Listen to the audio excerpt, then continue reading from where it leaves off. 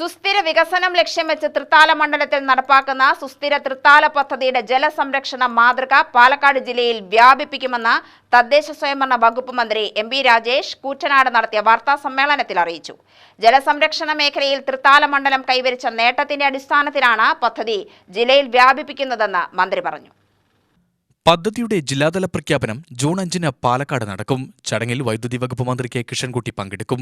സുസ്ഥിര തൃത്താല മാതൃകയിൽ ജലസംരക്ഷണ പദ്ധതി സംസ്ഥാനാടിസ്ഥാനത്തിൽ വ്യാപിപ്പിക്കുന്നത് ആലോചനയിലാണെന്നും മന്ത്രി എം പി രാജേഷ് പറഞ്ഞു. പദ്ധതിയുടെ വിജയം സംബന്ധിച്ച് സംസ്ഥാനതലത്തിൽ വിവിധ വകുപ്പ് അധികൃതർക്കും ഉന്നത ഉദ്യോഗസ്ഥർക്കും അവബോധം നൽകുന്ന പരിപാടി തിരുവനന്തപുരത്ത് സംഘടിപ്പിക്കും. കില ഉൾപ്പെടെയുള്ള സംവിധാനങ്ങൾ ഉപയോഗിച്ച് ദേശീയതലത്തിലും പദ്ധതിയെപ്പറ്റി വിശദീകരിക്കുമെന്നും മന്ത്രി പറഞ്ഞു. സുസ്ഥിര തൃത്താല പദ്ധതി കാർഷിക മേഖലയിലും വലിയൊരു വഴിത്തിരിവാണ് ഉണ്ടാക്കിയത്. ഈ മാറ്റം കർഷകർക്കും മണ്ഡലത്തിനും കൂടുതൽ പ്രയോജനമാകും വിധം ഓണം ലക്ഷ്യമാക്കി സെപ്റ്റംബർ മാസത്തിൽ കാർഷിക കാർണിവൽ വിപുലമായി സംഘടിപ്പിക്കുമെന്നും മന്ത്രി അറിയിച്ചു. മണ്ഡലത്തിലെ കർഷകർ, സന്നദ്ധ സംഘടനകൾ, കുടുംബശ്രീ അംഗങ്ങൾ എന്നിവർക്കൊപ്പം കൃഷിവകുപ്പും കൈകോർത്ത കാർണിവൽ വൻ വിജയമാക്കുമെന്നും മന്ത്രി പറഞ്ഞു. ഓണവിപണി ലക്ഷ്യമാക്കിയുള്ള കൃഷിയുടെ വിത്തിറക്കൽ ജൂൺ 15-ന് ആരംഭിക്കും. ഓണം ആഘോഷിക്കാൻ ആവശ്യമായ ഓണക്കിറ്റ് എന്ന ആശയവും നടപ്പാക്കും. അതിന്റെ പ്രാരംഭ നടപടികൾ പൂർത്തീകരിച്ച് വരികയാണെന്നും മന്ത്രി കൂട്ടിച്ചേർത്തു.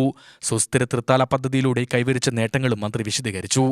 പേര് സൂചിപ്പിക്കുന്നത് പോലെ തന്നെ സുസ്ഥിര വികസനം എന്ന ആശയത്തെ മുൻനിർത്തിയാണ് ആ പദ്ധതി ആവിഷ്കരിച്ചത്.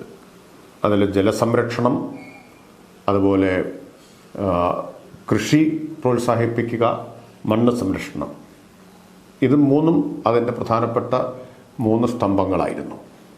അതുപോലെ തന്നെ ശുചിത്വം, വിദ്യാഭ്യാസം, ആരോഗ്യം, ഇതും അതിൻ്റെ ഭാഗമായിട്ടുണ്ടായിരുന്നു. ഏറ്റവും പ്രധാനമായിട്ടുള്ള ഊന്നൽ കൊടുത്തത് ജലസംരക്ഷണത്തിലും കൃഷിയിലുമാണ്. കാരണം അത്രയും രൂക്ഷമായിരുന്നു തൃത്താലയിലെ വെള്ളത്തിൻ്റെ അവസ്ഥ. ഭൂഗർഭ ജലവിധാനം സെമി ക്രിട്ടിക്കലായ കേരളത്തിലെ ബ്ലോക്കുകളിലൊന്നായിരുന്നു തൃത്താല. അതുകൊണ്ടാണ് ഇങ്ങനൊരു പദ്ധതി ആവിഷ്കരിച്ചത്. ഈ പദ്ധതി 30 വകുപ്പുകൾ ഏകോപിപ്പിച്ചുകൊണ്ടാണ് സ്പീക്കറായിരിക്കുമ്പോൾ ആവിഷ്കരിച്ചത്.